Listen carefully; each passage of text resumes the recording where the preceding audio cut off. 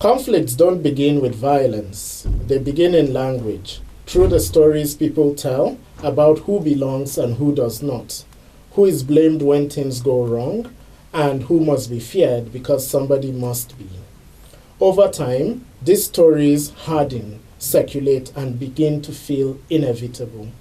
In this episode, I'm joined by Hauwa Noroh Ali, a strategic communication specialist, former journalist, and storyteller whose life and work has been shaped by the complex histories of Plateau State. Together, we will talk about identity under pressure, the role of media and digital spaces in amplifying division, and the quiet power of storytelling to soften hardened lines. This is a conversation about belonging, voice, and how telling different stories can create room for understanding where conflict once seemed fixed. Hauwa Noroh Ali is a communications and storytelling professional whose work is grounded in journalism and explores the relationship between media, identity, and public meaning.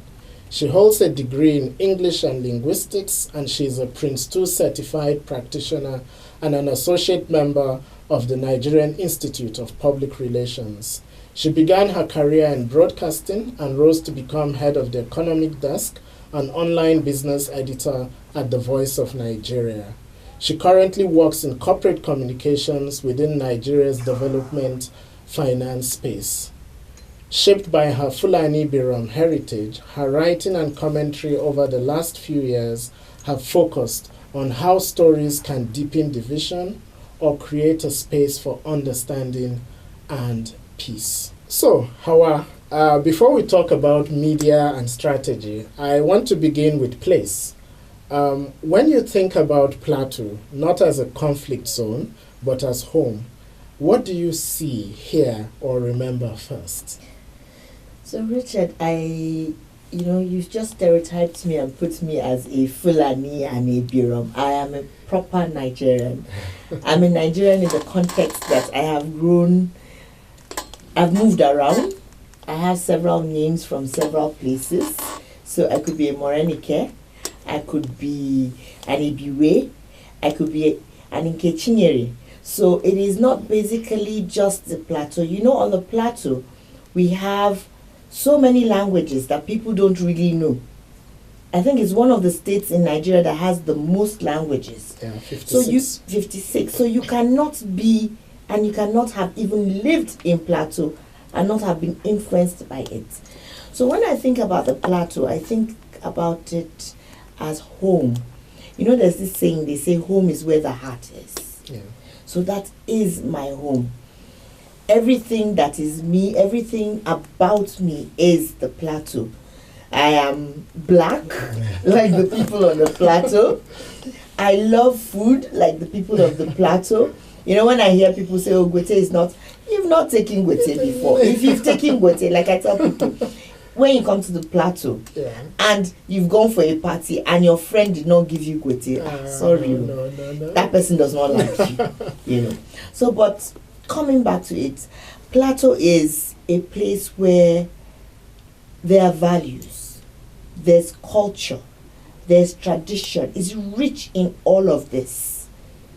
Stories, me growing up outside headlines, outside conflicts, outside everything, drinking amora, eating ridi, watching some people eat snails as they're wriggling and putting it in their mouths.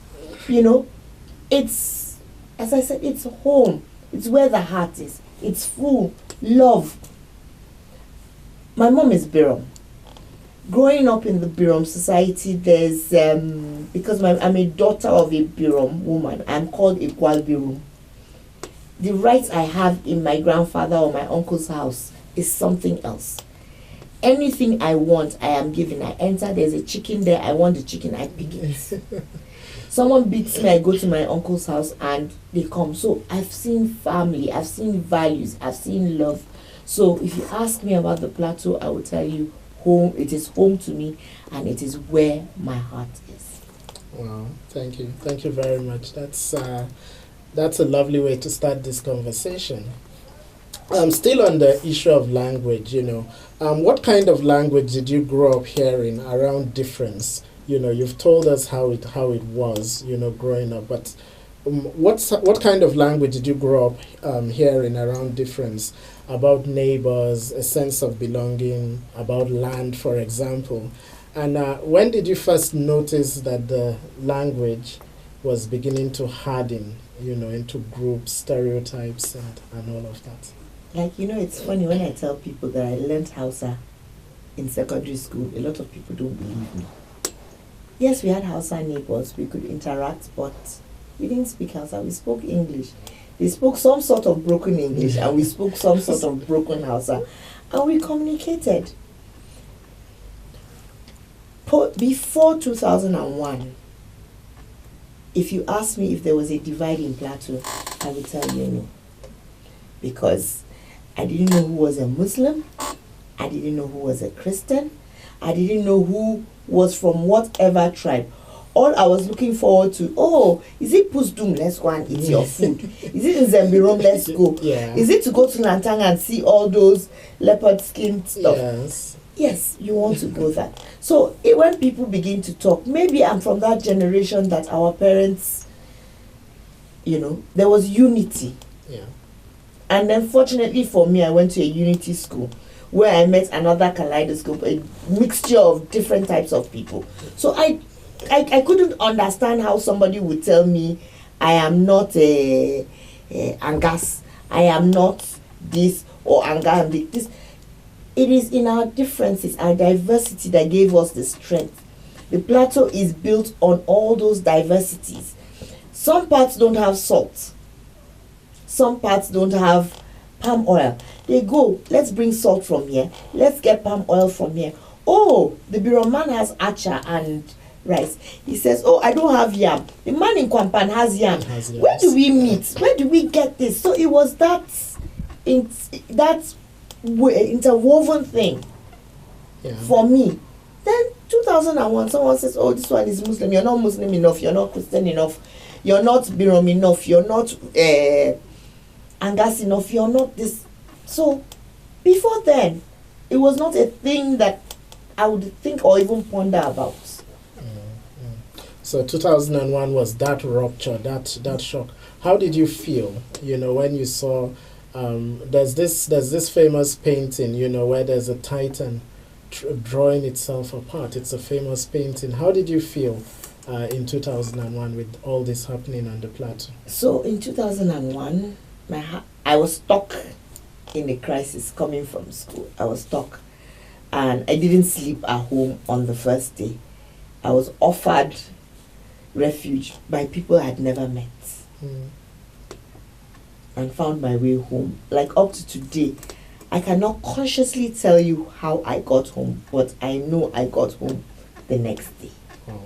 And when I got home, my own house too had become a refugee camp. Oh dear. People were sleeping in the garage, people were sleeping in the parlor, Wow. people were even some people were sleeping in the cars that were in the compound. That was how bad it was. Yeah.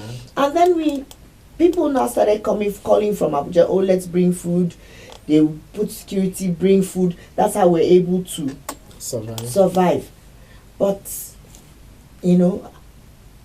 did I feel the impact? No, for me it was more of, we're all in some sort of trouble. That was the first time. Maybe I lived a too sheltered life growing up. That's what probably my parents did for us. So I did not see a lot of all those conflicts and everything. But for me, that was the first experience. And for me, I saw love. Because people that were not family, people that were family, they would share. We have rice in our house. Take. They brought me tomato from this, so it's plenty. Come and take. So there was still that community. Yeah. I didn't really see the divide, but it was just like a drop in the ocean. And that's where started hearing narratives. You have to be too Birom, you have to be too Angas, you have to be too Miriam, you have to be too Ankwe. And it just got worse and worse. It's a ripple effect. You yourself, you've written openly about living across both the Birom and the Fulani identities. Mm-hmm. We've spoken about that. So my question now is, how does conflict force people like you who embody the very complexity that people would wish to simplify? How does it force people like you to choose sides, even when none of the sides fully represents you? So I'm laughing because I still remember, go back to, probably that 2001 that maybe I've not said so much about in writing. When that happened, I get to my Birom side of the family and there are conversations going on. Everybody, keep quiet. She's Fulani, she might take our secrets to those Fulanis. You get to the Fulani side of the family and they're like, shh. She's too Birom, So you now find, at this part, you're not Birom enough. You're not Fulani enough. So what do? I literally went to my mom and I said, Mommy, please, Birom should remove their blood. Fulani should remove their blood. I'm tired. Yeah. And I said, okay, well, it seems that there are a lot of us, because one thing that has no religion, no borders is love. Indeed. We have a lot of people who married across borders, across boundaries. Yeah. So I said, okay, fine.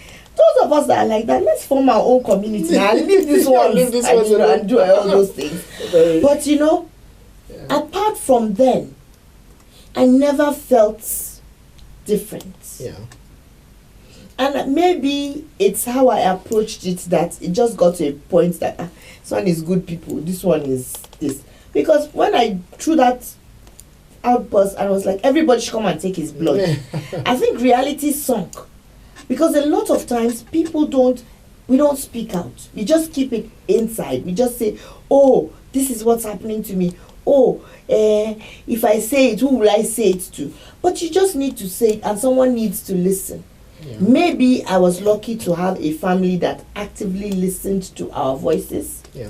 So I got the assurance that, look, it's not that we don't like you, or it's not that we're saying all this. We are all one. Yeah. But circumstances have made us to begin to doubt each other. But you see, whatever it is, we are one. Yeah. I think and that's at the center of what we're trying to do. These borders are always artificial, and we must always continually engage these borders. That's what we try to do, and it's extremely important. So my next question is still on this issue of identity, where identity groups it's no longer about relationships, but about defending one thing against the other thing. It quickly becomes what is normally love between one person and another. I love you, I don't love you, I love you, I love the other person. Something that is fluid, something that is simple, something that is relational suddenly becomes, I can't love you because of that reason. So when identity becomes defensive rather than relational, what do you think gets lost? Not just, of course, in terms of social fracture, but emotionally and, ethics. So you see, when that happens, empathy gets lost. The good story, it's even easy. The story of the Good Samaritan. Today's Sunday, if I touch him, I'll be clean. Today is this. Yes. So that's what happens. Empathy. Yeah. As far as it's not I see someone who is stealing money because he's my, in quotes, brother. No, we're not going to talk about it. I see someone who is killing somebody, and because, he's my own, we begin to lose our values. Society begins to suffer. You cannot marry this person because we're fighting with the person. We inherit, I call it witchcraft. We inherit things that are not, enemies that we have no business inheriting. So when all these things come together, society suffers. Children like me become, in quotes, dysfunctional. We become broken. We take all this into our relationships, not just marriage, relationships with others. Yeah. And then we bring things that should not come to play. And in a society that is broken, what do you expect? In a society that has no empathy, what do you expect? So we come there all, oh, it's me, I'm more superior than you are. I'm looking down at you. And I have kids. I now begin to indoctrinate them. So it becomes who owns the narrative? Who tells the narrative? The way I tell you, I went to serve in Abia, and what I was told was, they've not forgotten. Don't come back with an Igbo man. Yes. They've not forgotten the civil war. Oh, wow. You will suffer. I met someone in Abia. His mother said, "Where are you from?" When I told her, she looked at me. She said, "You're a fine girl." I said, "Thank you, ma." "You're a very well behaved girl." I said, "Thank you, ma." She said, "But if you run away with our children, it will take me 4 market days to bring them back." To bring them back. Did you not see any village around you to find a woman to pick? Why are you going down north to go and get a woman? Oh my God. So it's something as simple as that. Yeah. But then she also said something that at that point I felt bad, but right now, when I think about it, she said, "You are a first son. You owe tradition. How do you bring another person's tradition into our own when you can find somebody who you would work with?" There will be conflicts. The differences are there. We have fought a war that has set some precedents that are yet to be taken away. Yeah. And it is because I love you. I do not want you to have a wife that will run away with my grandchildren. So please, look in the neighboring villages. You will find somebody. Oh dear. Oh you dear. know. So in something as little as that, you see that narratives are there. People are not willing to change. They say change is the only thing that is constant in life. But we are not. We're afraid of the unknown. We don't want change. I want to remain in my spot. I want to say, oh, okay, because I'm Fulani, the man must they must come and beat him so that I will know he's capable of taking me.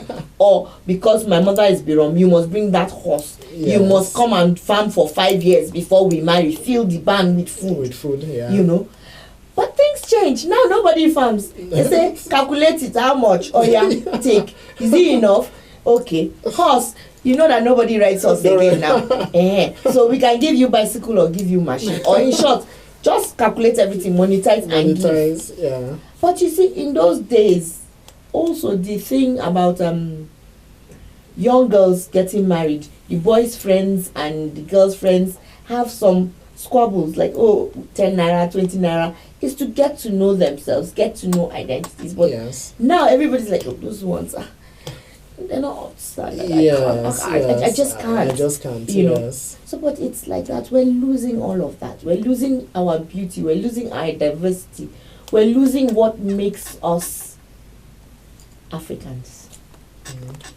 So that basically, from what you've said, all right, there's a sense of threat.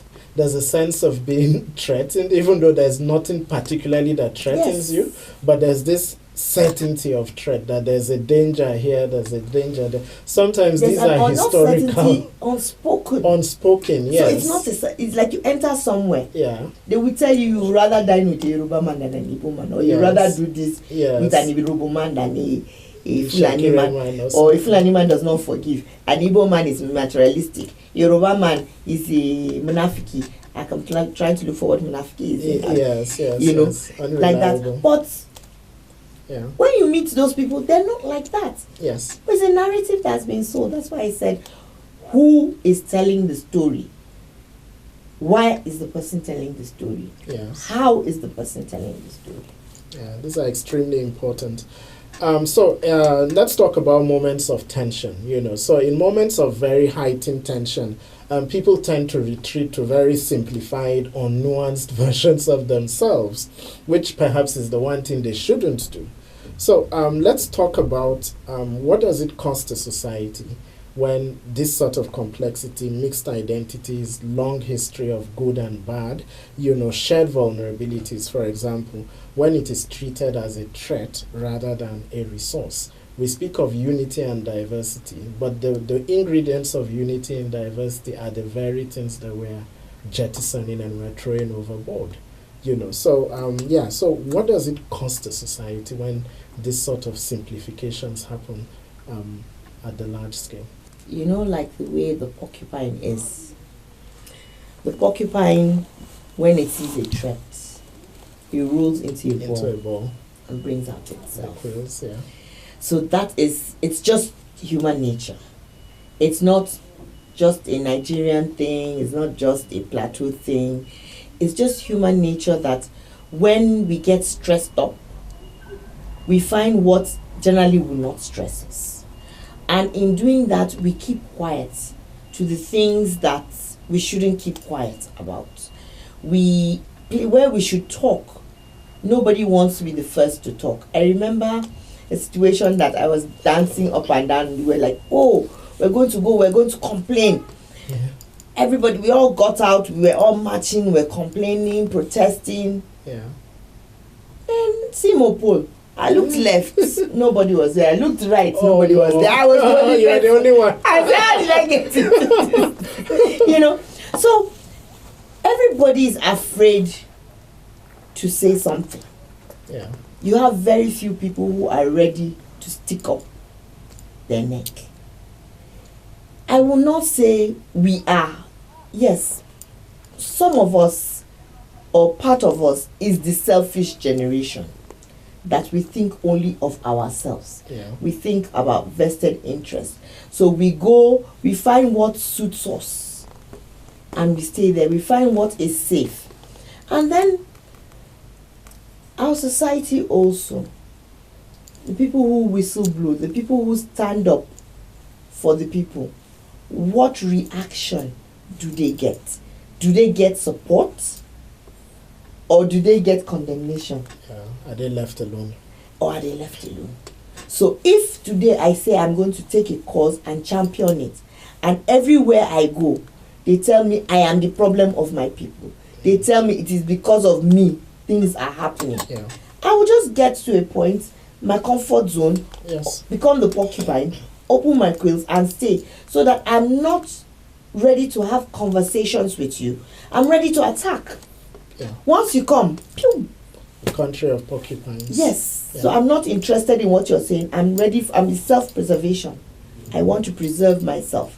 So if you say you want to come because this, you've already put me in this spot. That's so. 3/4 of Nigerians are like that. Oh dear. We are. The first thing you tell somebody, oh, that's not how my people are. You're not waiting to land. And because I'm already coming with a narrative, you're not waiting for me to end. You're already going on the defensive and saying, oh, this is what is happening. This is what it is. And that's how we end up. Yeah.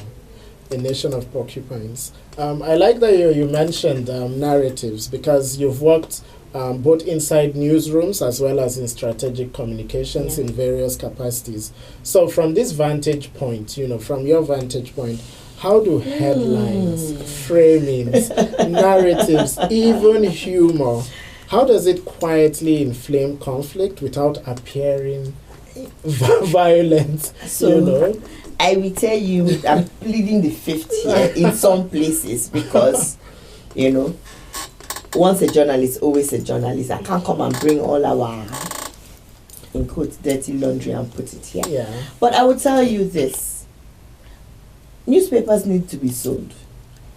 Headlines need to be cast. I love the Sun. 2 words. He died. You have to read this. You will buy the newspaper to read this story.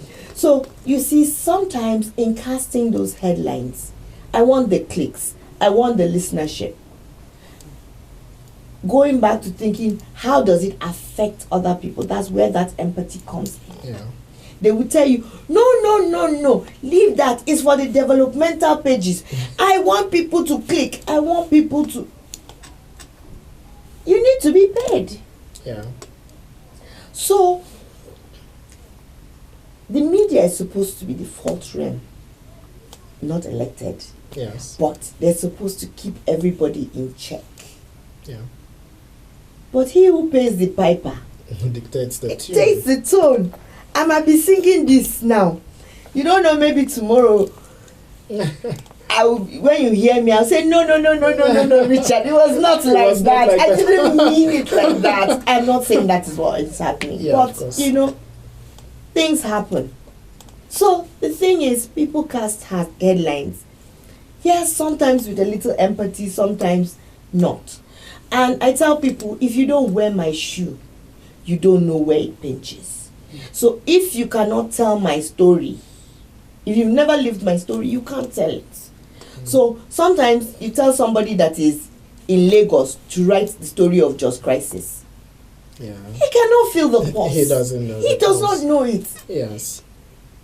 If you've been in 2001 crisis and you watch people being burnt alive in a car, they were roasting, they were shouting, and when you saw a dog running with a human hand, you to go and eat somewhere, you will write that story and tell it from your heart. Yeah. So the narratives need to change. People need to be assigned to go to particular places, see particular things, tell first-hand value things. Not what they want to be told.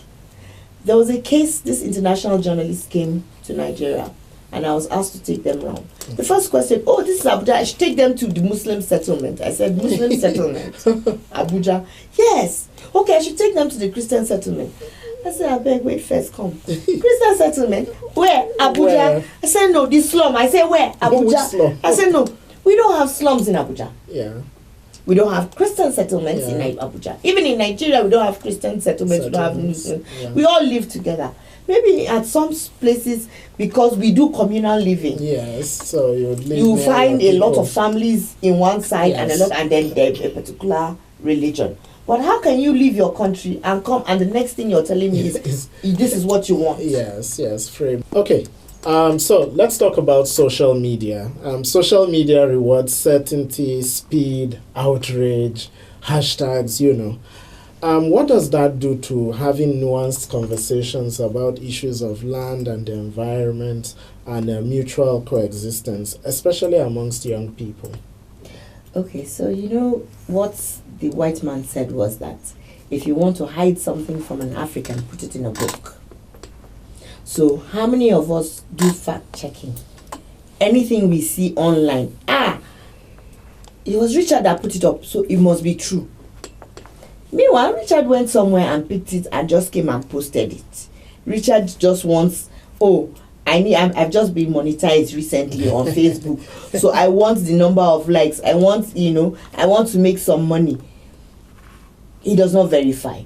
And because we have a society, or rather a system, that does not checkmate. When people were talking about the social media bill, and then people were, no, they want to, yes, it's gotten to the point we need to regulate certain things within the ambit of the law. Because we are lawless. Marriages have been lost, houses have been burnt, crises have been started, because someone wants to trend. He says what he wants to say. But I'm happy that these days people are going around. The next thing you get something from a lawyer that asks you to go and say it was not true. Yeah. So people are now very careful. And then Facebook started taking down pages, and then Facebook started, banning people when people report. But then, because we have now become small-minded, let me call it that.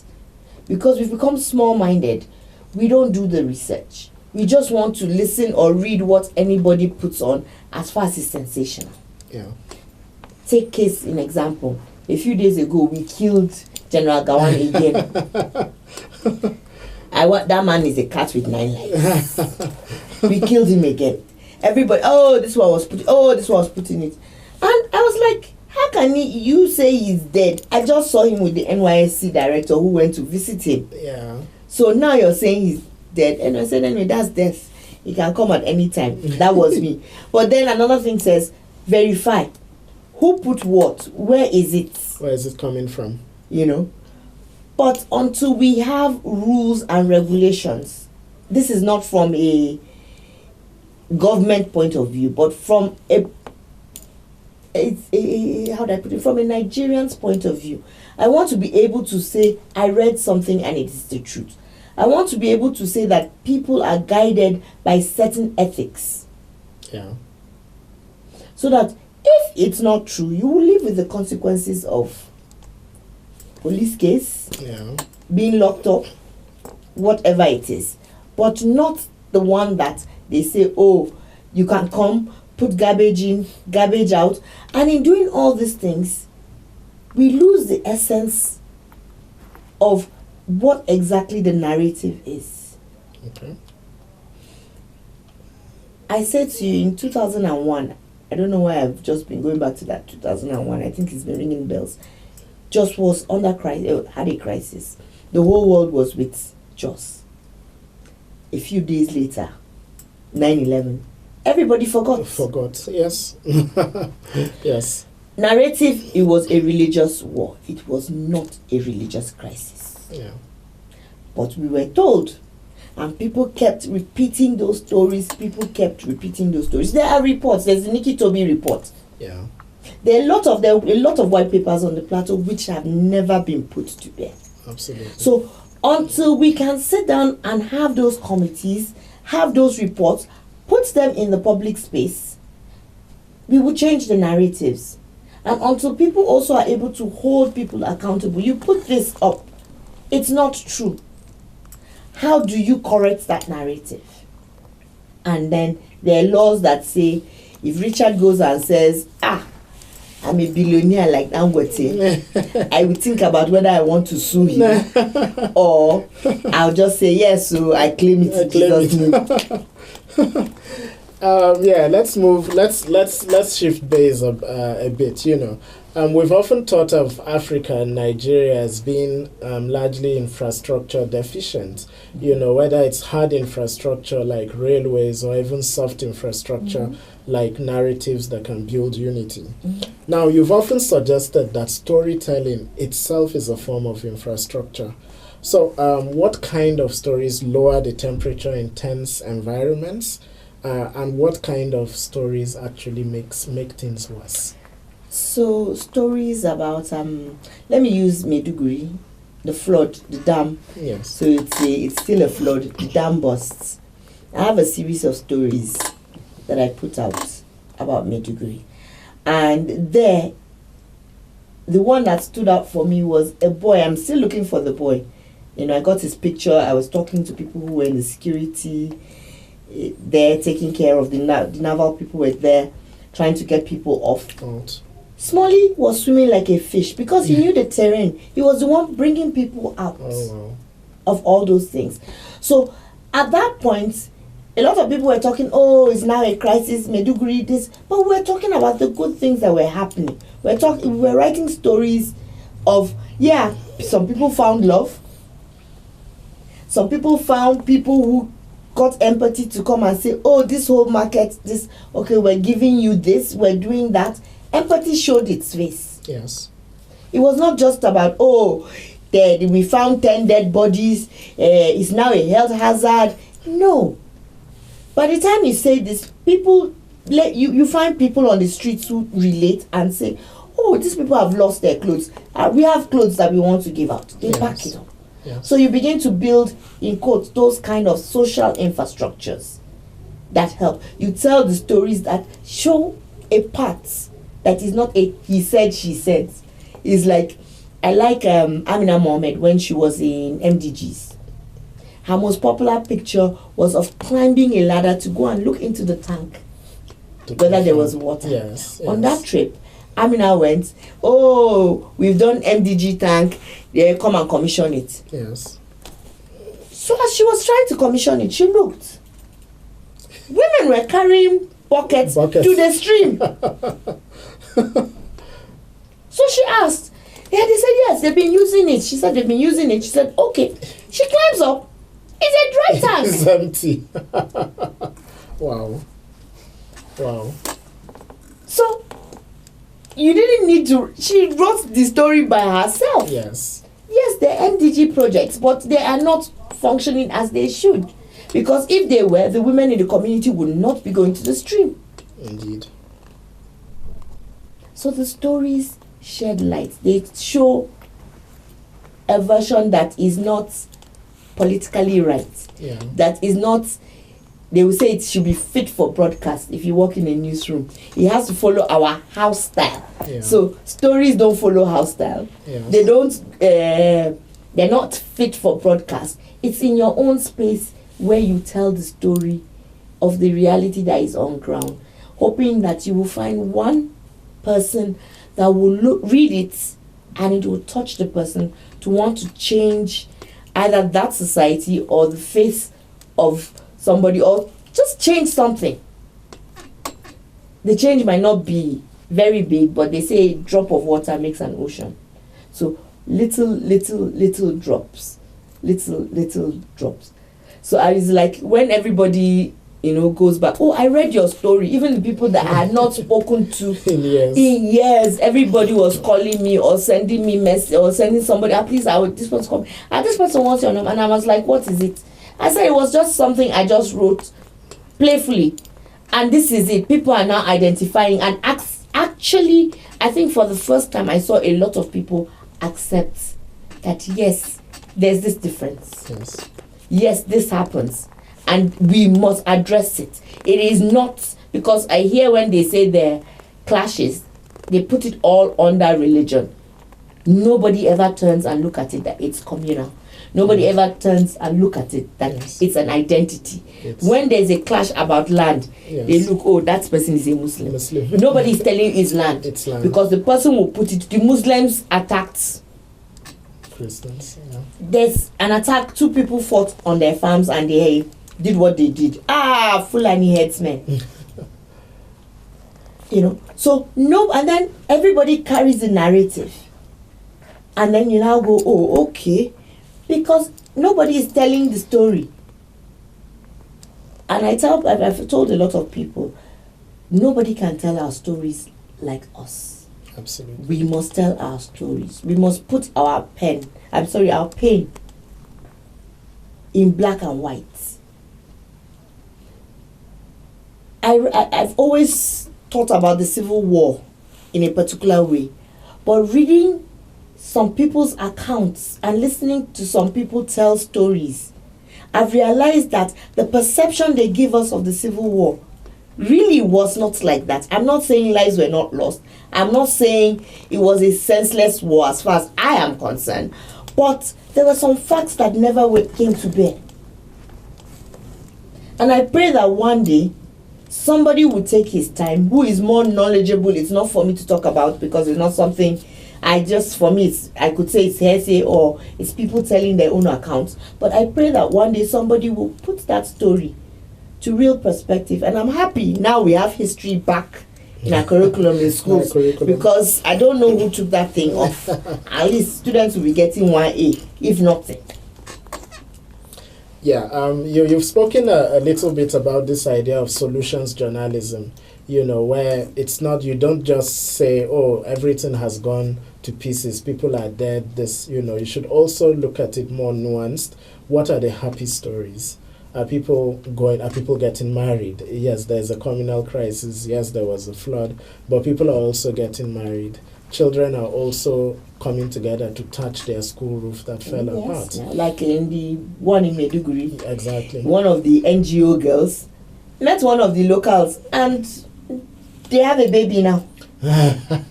Wow. They have a baby now. Yeah. She was on the boat. He was like, she was like, fine girl. So you want to be saved or do you want to be doing fine girl? And everything. And the banter continued. Yeah. And today, they have a baby. A year later. Oh, that's lovely. So let's go to young people now. Am I young?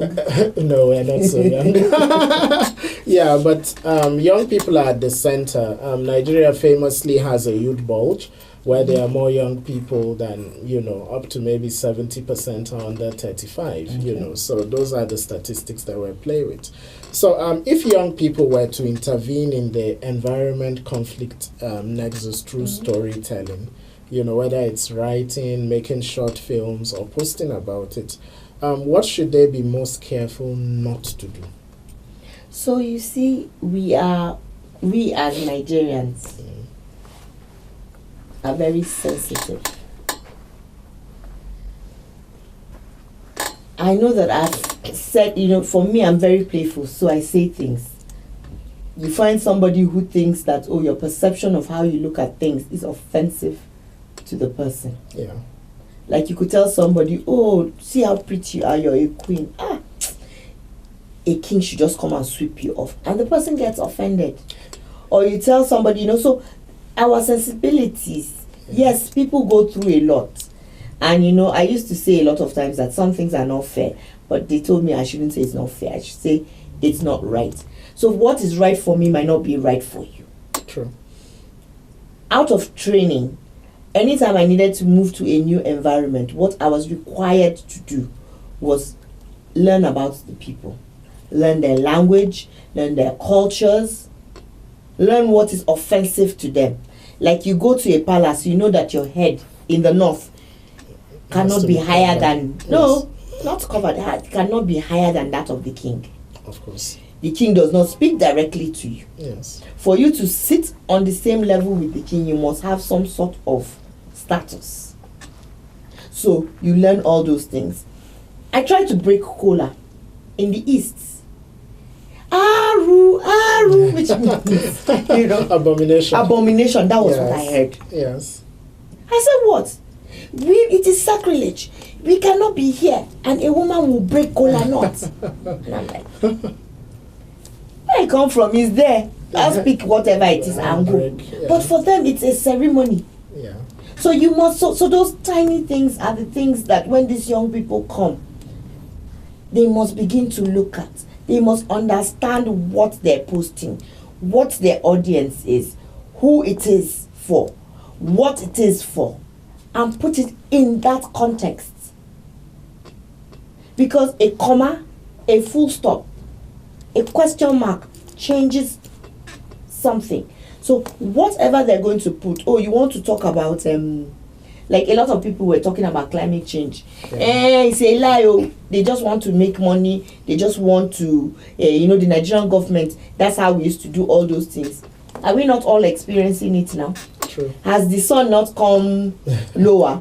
I hear it rained in Lagos a few days ago. Strange. Why is rain falling? Mm-hmm. We're supposed to have Hamatan. It's supposed to be cold everywhere. Yeah.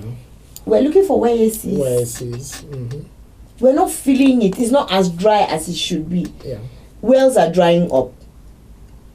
You need to charge some lakes. Everything is going the other way. We've seen people coming from Morocco. They're facing drought. They want to come into Nigeria and come and say, look, what do you have?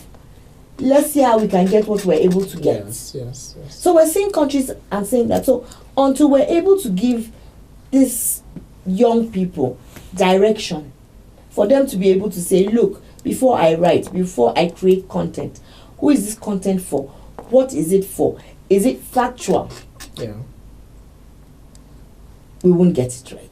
Because we just want, when we tell people, it's like they say everybody lives on social media. Mm-hmm. Who I am on social media is actually not who I am in real life. So if you see me tomorrow, you might just see me tying one head tie.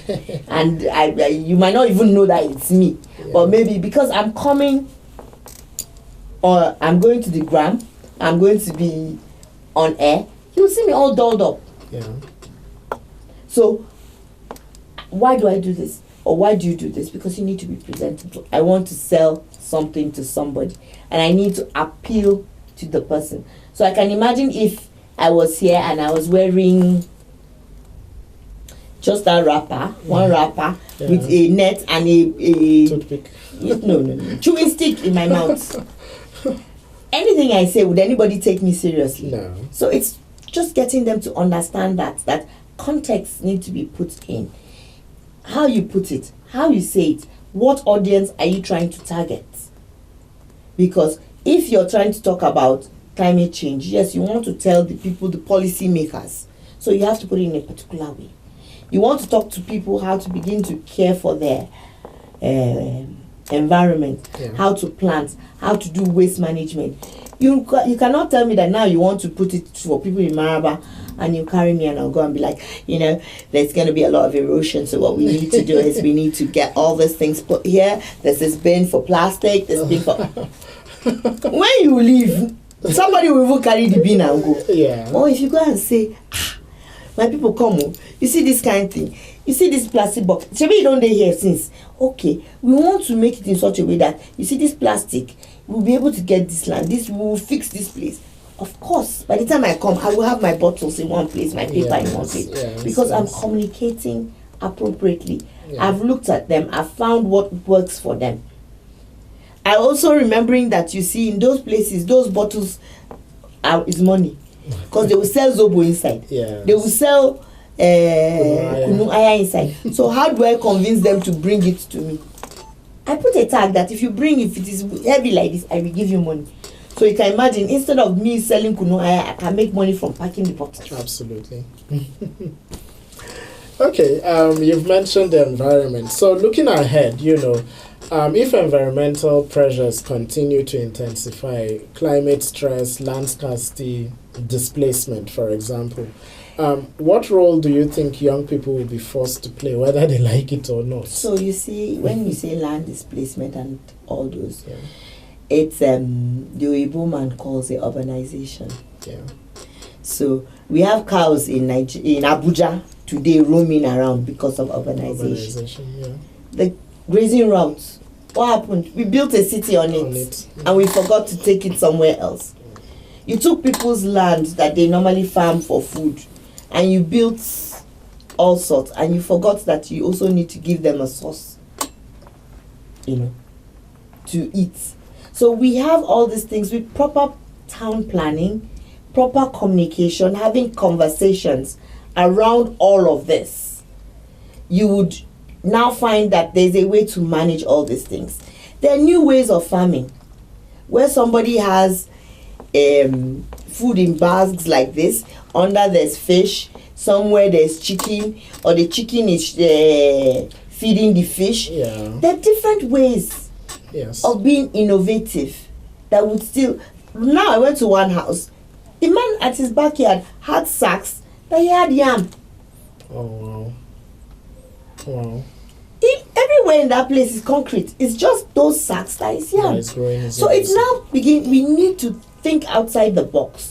We need to move. It's like one of the things we do is we're trying to get farmers to move from subsistent farming to farming that they can make money from it. Yeah.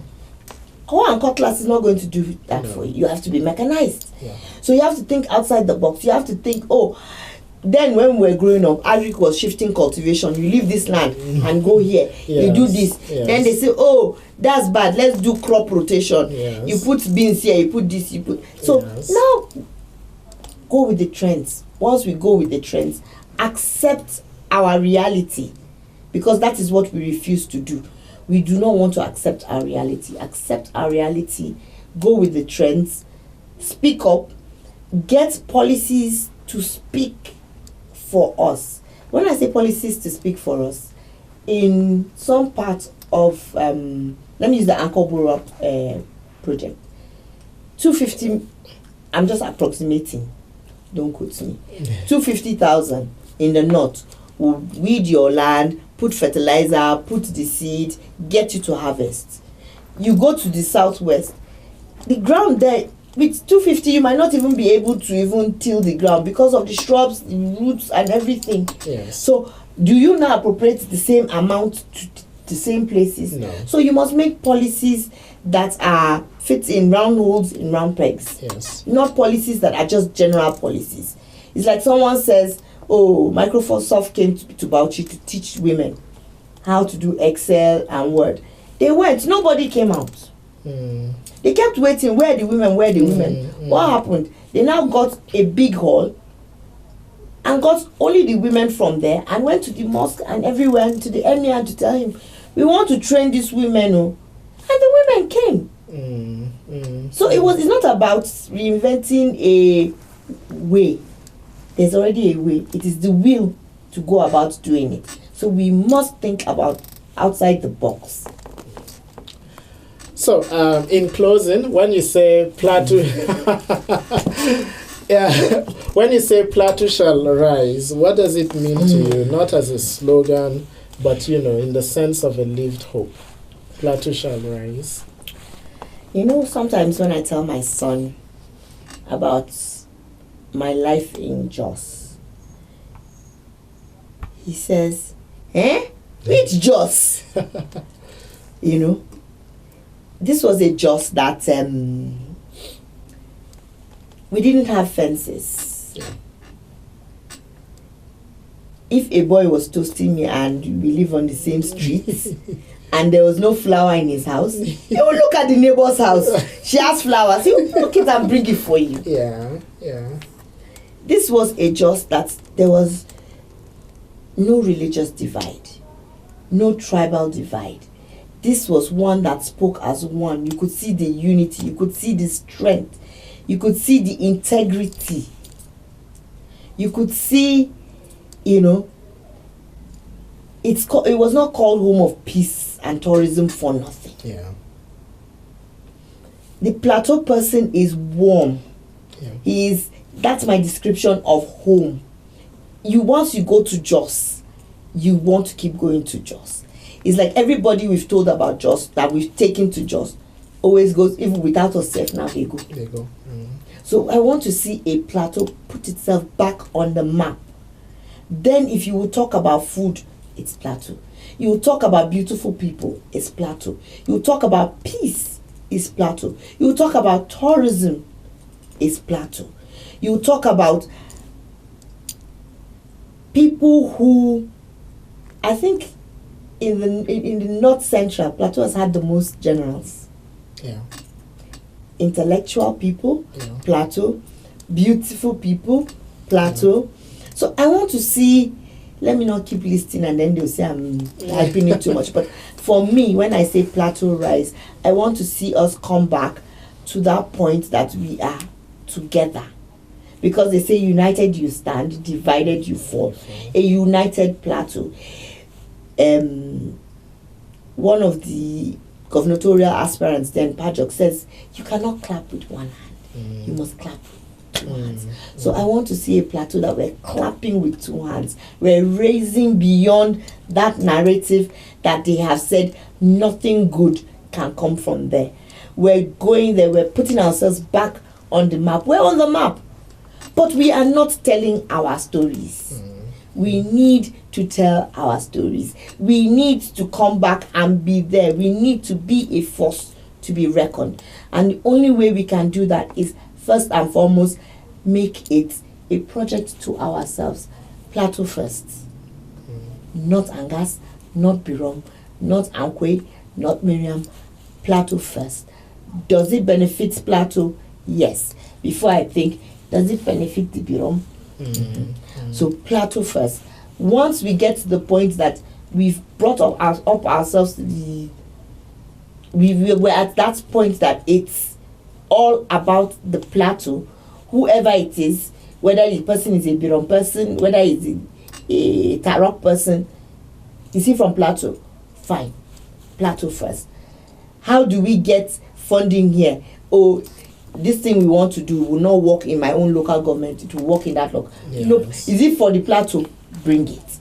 Oh, there's this position, we need somebody from Plateau. And you look, the person from my own place is not as qualified as the other person from the other place. Plateau first. Until we get to that point, until we do that, the Plateau will not rise.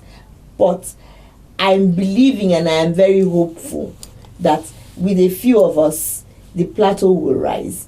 In my time, the Plateau will rise. And we will dance the happy dance. Thank you so much, Hauwa Noroh Ali. It's been a pleasure to interview you. Thank you. Throughout this conversation, one thing has been clear. The environment is never just land or water. It is memory, identity, and meaning. When resources are mismanaged, it is not only ecosystems that suffer. It is relationships, language, and trust. For young people, the task ahead is not simply to speak louder, but to speak differently, to resist the easy stories that divide, to question the narratives that turn neighbors into enemies, and to tell fuller, more honest stories about who we are and how we share what we have. The environment conflict nexus is also a storytelling challenge, and in choosing how you speak, write, film, and listen, you help decide whether the future is shaped by fear or by care. Thank you.